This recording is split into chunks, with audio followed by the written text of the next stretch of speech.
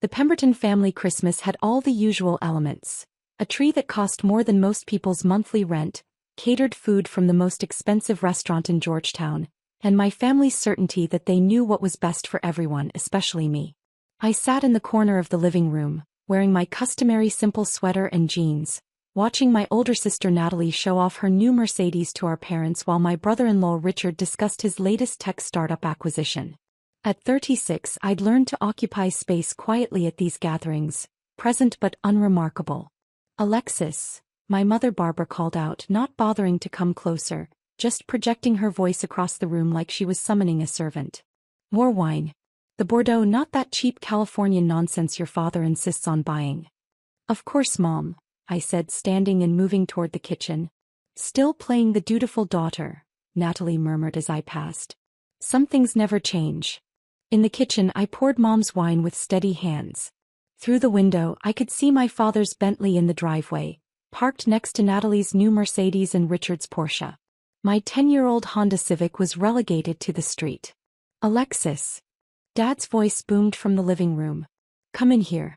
We have news." I returned with the wine, handing it to Mom before taking my seat again. Dad, Thomas Pemberton III, stood by the fireplace like he was about to deliver a boardroom presentation. At 67 he still ran Pemberton Capital Management with an iron fist, managing $800 million in client assets and never letting anyone forget it. "Your mother and I have made an executive decision regarding your property situation," he announced. Something cold settled in my stomach. "My property situation?" "That house you bought in Spring Valley," Mom said, waving her hand dismissively. "The one you never use. It's been sitting empty for 3 years, Alexis. Just sitting there, accumulating dust and wasting equity." "It's not empty," I said quietly. "I use it when I'm in town." "You're never in town," Natalie interjected. "You're always traveling for work," she made air quotes, "doing whatever it is you do. That house sits vacant 340 days a year. It's wasteful." "We sold it," Dad announced proudly. "Got an excellent price too.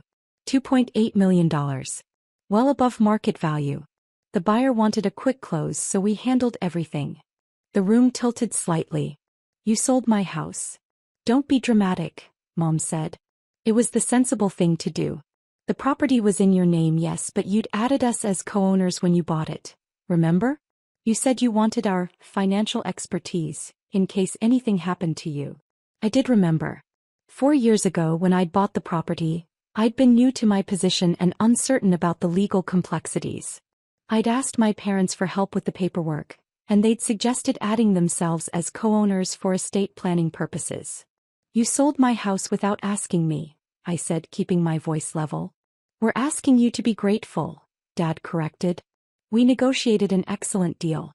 After closing costs and our finder's fee, 20%, which is standard, you'll net about $2.1 million. We'll have a check for you by New Year's." "Finder's fee," I repeated. "We did all the work," Mom explained as if speaking to a child. "Found the buyer, negotiated the terms, handled the closing. That's worth compensation, Alexis. In the real world, people get paid for their expertise." Richard leaned forward, his expression dripping with condescension. "Honestly, Alexis, you should be thanking them. That property was just sitting there while you gallivant around doing your little consulting work or whatever it is. Your parents turned a stagnant asset into liquid capital." "Why consulting work?" I said softly. "Whatever it is," Natalie said with a shrug. "You've never really explained what you do, just that you work with international organizations and travel frequently. It all sounds very vague and, frankly, not particularly lucrative if you're still driving a 2015 Honda." "The house was important to me," I said. "Then you should have used it," Dad said firmly. "Real estate is an investment, not a sentimental indulgence. We maximized your return." "You're welcome." I took a sip of my coffee, regular grocery store coffee, not the expensive imported beans my parents favored, and set the cup down carefully. "When did you close?" I asked. "Yesterday," Mom said brightly. "Christmas Eve. The buyer wanted to close before the end of the year for tax purposes. Very motivated. Paid cash." "Who was the buyer?" "Some investment group," Dad said, pulling out his phone to check. "Meridian Property Holdings, LLC. They're flipping luxury properties in Spring Valley. Probably going to gut renovate and resell for $4 million. Smart investors. You sold to a property flipper, I said quietly. We sold to the highest bidder, Dad corrected. That's how capitalism works, Alexis. Perhaps if you'd spent less time on your mysterious consulting work and more time building actual wealth, you'd understand these concepts. Natalie stood stretching like a cat. Anyway, crisis averted. That house was becoming an embarrassment. People kept asking why you had a $2.8 million property sitting empty. Made the whole family look strange. Can't have that, I murmured. No, we can't, Mom agreed, missing my sarcasm entirely. The Pembertons have a reputation to maintain. Your father sits on 3 corporate boards. I chair the hospital auxiliary. Natalie's on the museum council. We can't have people thinking we have a daughter who doesn't understand property management. Of course not, I said. My phone buzzed in my pocket. I pulled it out, glanced at the screen and felt my pulse quicken. Urgent. Security breach at Spring Valley residence. Unauthorized sale detected. Diplomatic security responding. Call immediately. Director Morrison. Excuse me, I said, standing. I need to take this call. Now. Mom looked irritated. Alexis, we're in the middle of Christmas. Whatever work emergency you think you have can wait. It can't, I said simply and walked out of the room. In the quiet of the guest bathroom, I called Director Morrison. Alexis, he answered immediately. We have a situation. Your parents sold the Spring Valley property to Meridian Property Holdings. The transaction was flagged in our monitoring system this morning. I just found out, I said quietly. They told me at Christmas dinner. Announced it like good news. Do they know what that property is? Morrison asked carefully. No, I said. They think it's my personal residence that I never use. They don't know it's designated diplomatic property. Jesus, Morrison breathed. Alexis, that property is registered with the State Department as a secured diplomatic residence. It's part of your security protocol as Deputy Chief of Mission. The designation is in the property records. Anyone doing proper due diligence would have seen it. Meridian Property Holdings probably didn't look that deep, I said. And my parents definitely didn't. They saw an empty house and an opportunity to maximize returns. The Diplomatic Security Service is already responding, Morrison said. They're treating this as a potential security breach. The sale of diplomatic property without State Department authorization is a serious violation. What happens now? The sale is void, Morrison said firmly. Diplomatic property can't be sold without federal clearance. The State Department will notify all parties, reverse the transaction and investigate how this happened. Alexis, there could be criminal charges. Unauthorized sale of diplomatic property, fraud, potentially violations of the Foreign Missions Act. Criminal charges, I repeated quietly. Your parents sold federal property, Morrison said. Even if they didn't know that's what it was, ignorance isn't a defense. They accessed property records, executed a sale and took money. 20% of $2.8 million is $560,000. That's more than $500,000 obtained through the sale of diplomatic property. When will diplomatic security arrive? They're already en route to your parents' address, Morrison said. 15 minutes. I'm sorry, Alexis. I know this is your family, but this is a federal matter now. I understand, I said. Thank you for the heads up. I ended the call and stared at my reflection in the bathroom mirror. 4 years as Deputy Chief of Mission at the U.S. Embassy in Vienna. 4 years of quiet, careful work managing diplomatic relations, coordinating with foreign governments, overseeing security protocols. 4 years of maintaining a low profile in Washington, D.C. when I was in town, staying in my designated diplomatic residence in Spring Valley, the one my family thought was just an empty house I never used. The residence was specifically chosen for its security features, its distance from main roads, its defensible position. It was registered with the State Department. It was protected by diplomatic status. It was, legally speaking, an extension of U.S. federal property. And my parents had just sold it to a property flipper for cash. I returned to the living room. Dad was showing Richard something on his phone, probably the closing documents. Mom was telling Natalie about the excellent negotiating she'd done. No one looked up when I entered. Everything okay? Natalie asked absently. Not really, I said, sitting down.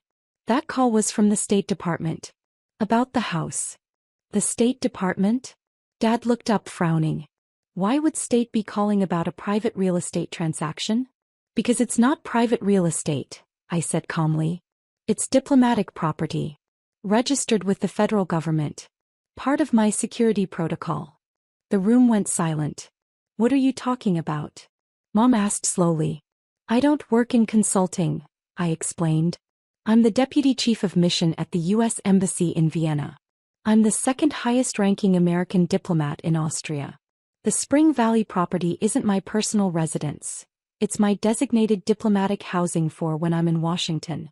It's registered with the State Department as protected diplomatic property. That's absurd, Dad said, but his voice had lost confidence. You would have told us if you worked for the State Department. I've been telling you for 4 years, I said quietly. Every time you asked what I do, I said I work with international organizations on diplomatic relations. You assumed I meant consulting. I corrected you multiple times. You didn't listen. But, diplomatic property?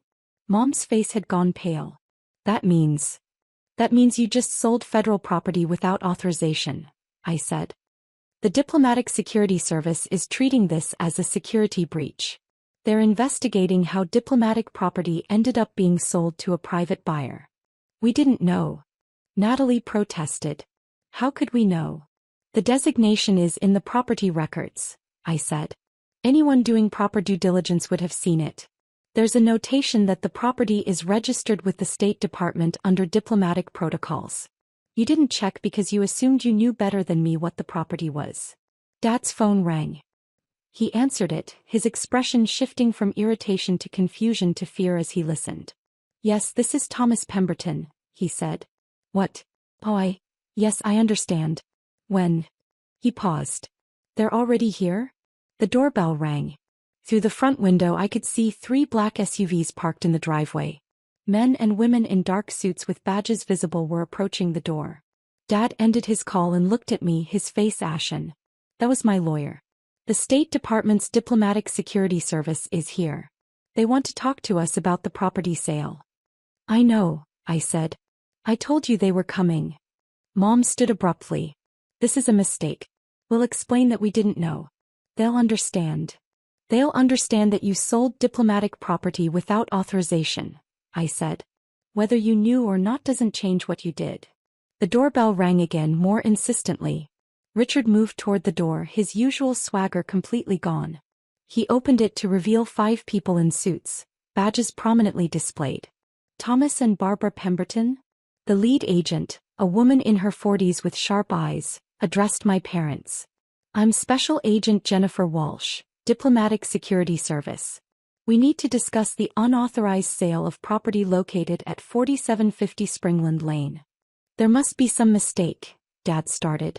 There's no mistake, sir, Agent Walsh said firmly. That property is registered as a diplomatic residence under State Department protocols. It cannot be sold, transferred, or altered without federal authorization. You executed a sale yesterday without proper clearance. We need to speak with you about how that happened. We didn't know it was diplomatic property, Mom said desperately. Our daughter never told us. Your daughter is Deputy Chief of Mission Alexis Pemberton, Agent Walsh said, consulting her tablet. She's held that position for 4 years. The property was purchased in her name and immediately registered with state as her secured diplomatic residence in the continental United States. The registration is clearly noted in the property records. We didn't see that, Dad protested. You didn't look, Agent Walsh corrected. Mr. and Mrs. Pemberton, we need you to come with us for questioning. We also need to speak with the buyer and their representatives. This is a federal investigation into the unauthorized sale of diplomatic property. Federal investigation? Natalie looked like she might faint. Ma'am, are you involved in this transaction? Agent Walsh turned to her. No, I'm just the sister. Then you're free to go. Mr. and Mrs. Pemberton, if you'll come with us. Wait, Dad said. We need to call our lawyer. We have rights. You absolutely have rights, sir, Agent Walsh said. You have the right to legal representation. You have the right to remain silent. I suggest exercising the latter until you've secured the former. This is a serious matter, Mr. Pemberton. The sale of diplomatic property without authorization violates multiple federal statutes. We'll return the money, Mom said quickly. Just give us the buyer's information and we'll reverse the whole thing. It's not that simple, ma'am, another agent said. The property is under federal protection. The sale is automatically void, but the attempt to sell it, the execution of the transaction, and the receipt of funds all constitute separate violations. Violations of what? Dad demanded. The Foreign Missions Act for one, Agent Walsh said. Potentially fraud, conspiracy to commit fraud and misrepresentation of property status. We'll know more after our investigation. Richard had gone very quiet in the corner.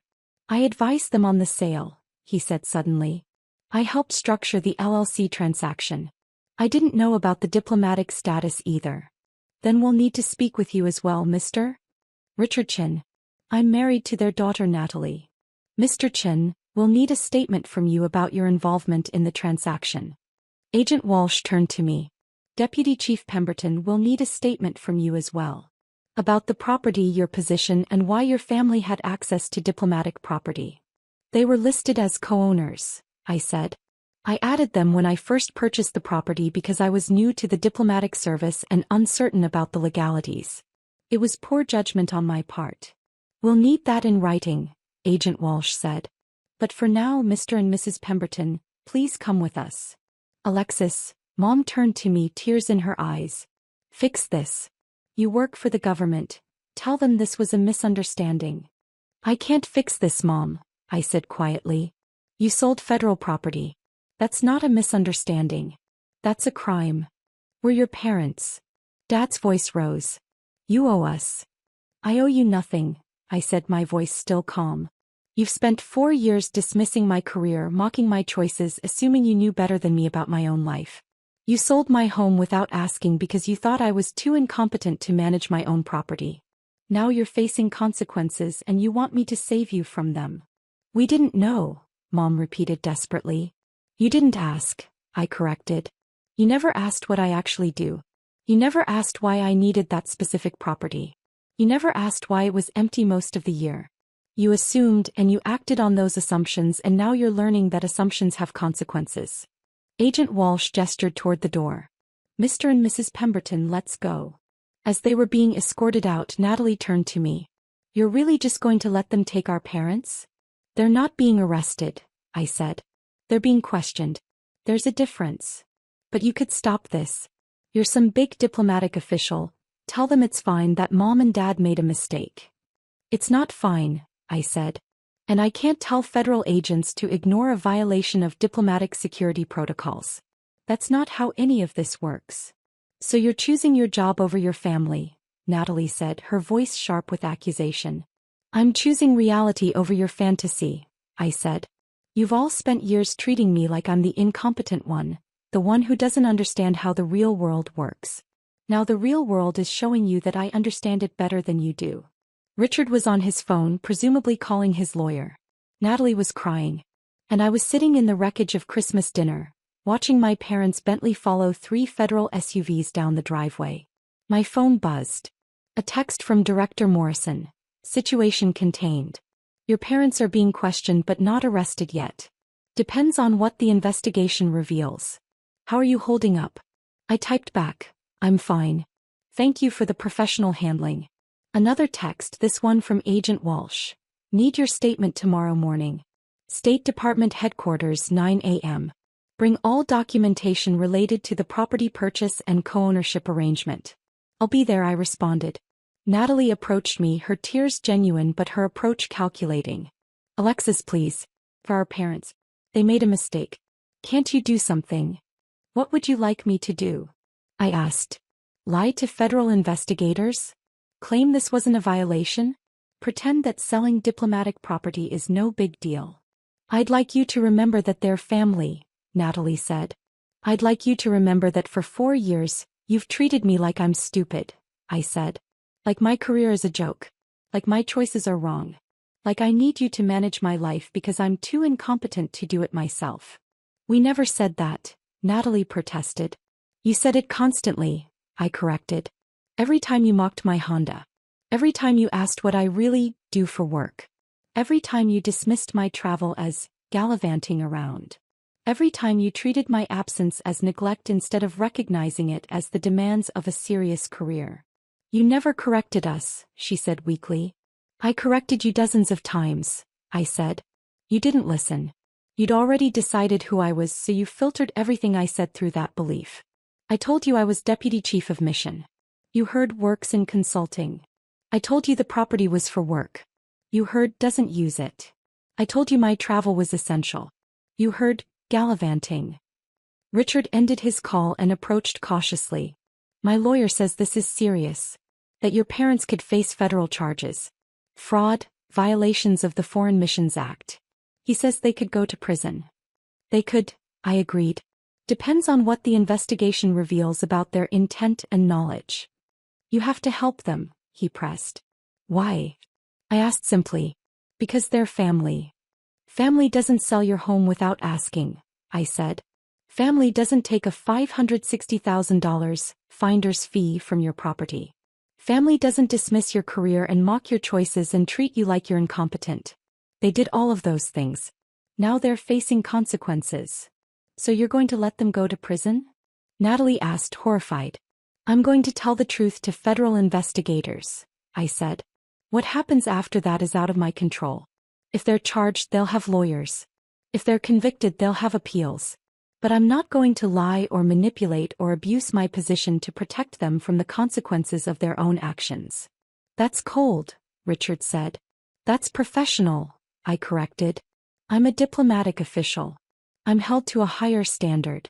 I can't use my position to interfere with federal investigations, and I wouldn't even if I could. They broke the law. That matters more than family loyalty. My phone rang. Director Morrison again. Alexis, we need you back in Vienna immediately. The situation here is escalating and we need the Deputy Chief of Mission in country. Can you be on a plane tonight? Yes, I said. I'll head to the airport now. Good. I'm sorry about your family situation. It is what it is, I said.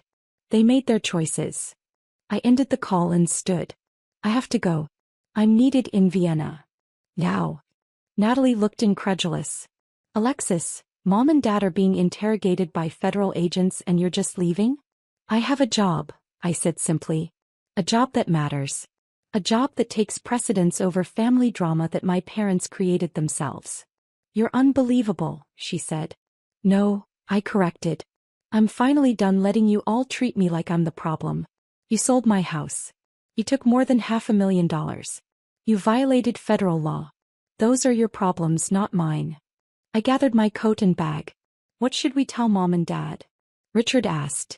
Tell them I hope they've learned to ask questions before making assumptions, I said. Tell them that dismissing someone doesn't make them less competent. It just makes you blind. Tell them that I spent 4 years trying to help them understand my life, and they spent 4 years refusing to listen. You're really just leaving, Natalie said, and it wasn't a question. I really am, I confirmed. I have diplomatic cables to review, meetings with Austrian officials, and a security briefing scheduled for tomorrow afternoon Vienna time. Your drama isn't more important than my actual responsibilities. I walked to the door, then paused and turned back. One more thing, I said. The property will be returned to my sole ownership once this investigation concludes. When it is, I'll be removing you all as co-owners, emergency contacts, and from any documentation related to my life. You've proven you can't be trusted with access to my assets or information about my career. Alexis, Natalie started. For years, I interrupted. 4 years of dismissal, condescension, and assumptions. You earned this distance. Live with it. I left them standing in the wreckage of Christmas, walked to my modest Honda Civic, and drove toward Dulles International Airport.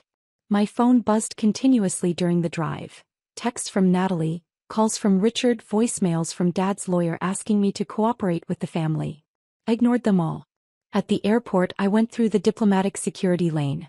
A perk of my position that would have impressed my family if they'd ever bothered to learn what my position actually was. In the international terminal, I called Agent Walsh. Deputy Chief Pemberton, she answered. Heading back to Vienna? Yes. Director Morrison needs me there. But I'll be available via secure channels for statements or testimony. Understood. For what it's worth, your parents are claiming they had no idea about the diplomatic status. They seem genuinely shocked. They are, I said. Genuinely shocked that I'm not the incompetent they believed me to be. Genuinely shocked that their assumptions were wrong. Genuinely shocked that actions have consequences. Harsh assessment, Walsh observed. Accurate assessment, I corrected. They spent 4 years dismissing my career. Now that career is the reason they're facing federal charges. The irony isn't lost on me. Will you advocate for leniency? Walsh asked. No, I said simply. I'll tell the truth. What prosecutors do with that truth is their decision. Fair enough. Safe travels, Deputy Chief. I boarded my flight. Business class, another perk my family had never known about, and settled in for the long flight to Vienna. Somewhere over the Atlantic, I drafted my official statement for the State Department investigation.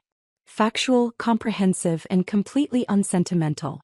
3 weeks later, I received an update from Agent Walsh via encrypted email. The investigation had concluded. My parents had been charged with unauthorized sale of federal property and fraud. Meridian Property Holdings had been charged with attempting to purchase protected diplomatic property. The sale had been fully reversed, the property returned to my sole ownership, and my parents had been ordered to return the $560,000 finder's fee plus penalties. As part of a plea agreement, they'd avoided prison time but received 2 years of probation, substantial fines, and a permanent flag on their professional licenses. Dad's position on 3 corporate boards was now in jeopardy. Boards didn't like members with federal convictions. Mom had to step down from the hospital auxiliary chairmanship. Natalie had sent me 47 text messages and 12 emails, all variations on the theme of, "How could you do this to our family?" I'd responded to none of them. 6 months later, I received a letter forwarded through State Department channels. My parents' handwriting on expensive stationery, somehow still trying to maintain dignity. Alexis, we've completed our probation requirements and satisfied all financial penalties from the diplomatic property situation. Our lawyer has advised us that the case is closed and we should attempt to repair our family relationships. We want you to know that we're sorry for not understanding your career. We should have listened when you tried to explain your position. We should have asked questions instead of making assumptions. We hope you can forgive us and that we can rebuild our relationship. We miss you and we're proud of your accomplishments, even though we failed to show that pride when it mattered. With love and regret, Mom and Dad. I read the letter twice, then filed it away without responding. 2 weeks later, Natalie called via the embassy switchboard. Alexis, please, she said when I finally accepted the call. They're genuinely sorry. They've lost so much. Dad had to resign from 2 boards. Mom lost all her social positions. They've paid every fine. They've done everything the court required. Can't you at least talk to them? Why? I asked. Because they're your parents. They were my parents when they sold my house without permission, I said. They were my parents when they took $560,000 from me. They were my parents when they spent 4 years treating me like I was incompetent. Being parents didn't stop them from any of that. They didn't know. They didn't ask, I interrupted. That's different. They could have asked what I do. They could have asked why the property mattered. They could have asked before selling. They chose not to ask because they'd already decided they knew better than me. So you're never going to forgive them? Natalie asked. I didn't say never, I said. I said not now. Maybe not for years. They need to understand that actions have consequences, that dismissing someone has costs, that assumptions can destroy relationships. When they truly understand that, not just say the words but actually internalize the lesson, maybe we can talk. That's not fair, Natalie protested. No, I agreed. What's not fair is spending 4 years being treated like a failure by people who should have respected me. What's not fair is having my home sold without my consent. What's not fair is being expected to forgive instantly because it's Christmas or because they've completed their legal obligations. What do you want from them? Natalie asked, exasperated. Nothing, I said simply. I want nothing from them. I have a career I love, colleagues who respect me, work that matters. I don't need their approval or their understanding. If they want a relationship with me, they need to earn it. And earning it starts with accepting that I don't owe them forgiveness just because they're finally ready to give it. I ended the call and returned to my work. A complex negotiation with Austrian officials about trade policy, the kind of work that required diplomatic expertise, cultural understanding, and strategic thinking. The kind of work I'd been doing for 4 years while my family thought I was gallivanting around, doing consulting. The kind of work that mattered more than their belated apologies. 3 years later, I was promoted to ambassador. My first posting, Switzerland. The announcement made international news. Youngest female ambassador in U.S. history, extensive diplomatic experience, fluent in 4 languages. My parents sent flowers and a card. I acknowledged receipt through my assistant. 5 years after the Spring Valley incident, I was home in D.C. for a conference. On a whim, I drove past my parents' house in Georgetown. Dad answered the door. He looked older, diminished. The Bentley was gone, replaced by a modest Lexus. The house looked the same but somehow smaller. "Alexis," he said, and his voice cracked. "You came." "I was in the neighborhood," I said. "Thought I'd stop by." "Please come in." Mom was in the living room. She stood when she saw me, her hands twisting together nervously. "Alexis. It's so good to see you. You look well," I said neutrally. "We've been following your career," Dad said. "Ambassador to Switzerland. We saw the news. We're very proud." "Thank you," I said. "We're sorry," Mom said, the words rushing out. "Not just sorry we got caught or sorry we faced consequences. We're sorry we didn't see you. We're sorry we dismissed your work and your choices and your entire career. We're sorry we sold your house. We're sorry we made assumptions instead of asking questions. We lost a lot because of what we did," Dad added. "Money, status, respect. But we lost you, and that's the loss that actually matters. We understand that now. We understand what we threw away." I looked at them, my parents, humbled and genuine, finally seeing me. "I appreciate the apology," I said. "And I believe you mean it. But I'm not ready to rebuild what we had." "We understand," Mom said quickly. We hope someday you might be." "Maybe," I said. "But that day isn't today. Today I'm here to tell you that I forgive you. Not because you deserve it, but because I deserve not to carry anger anymore. But forgiveness doesn't mean reconciliation. It means I'm letting go of the hurt so I can move forward." "That's fair," Dad said quietly. "I have a conference to get back to," I said, moving toward the door. "But I wanted you to know I received your letters and your messages. I wanted you to know I'm doing well.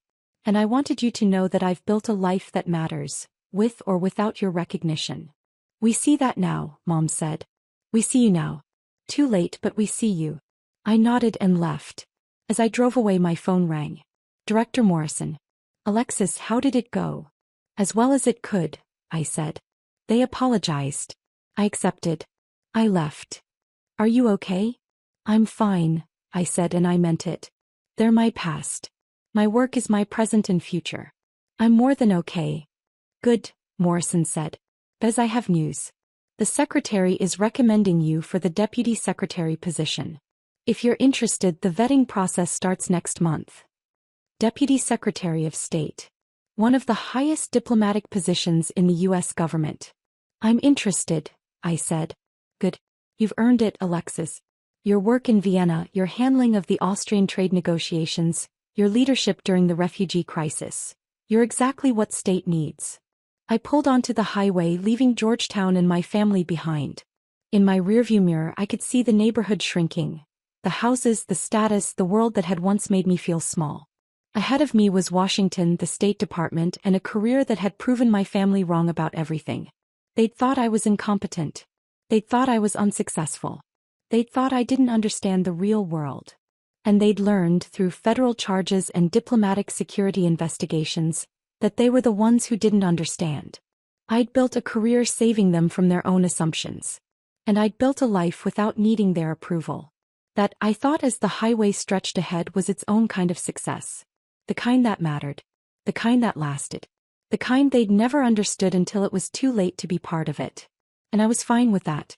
More than fine. I was free.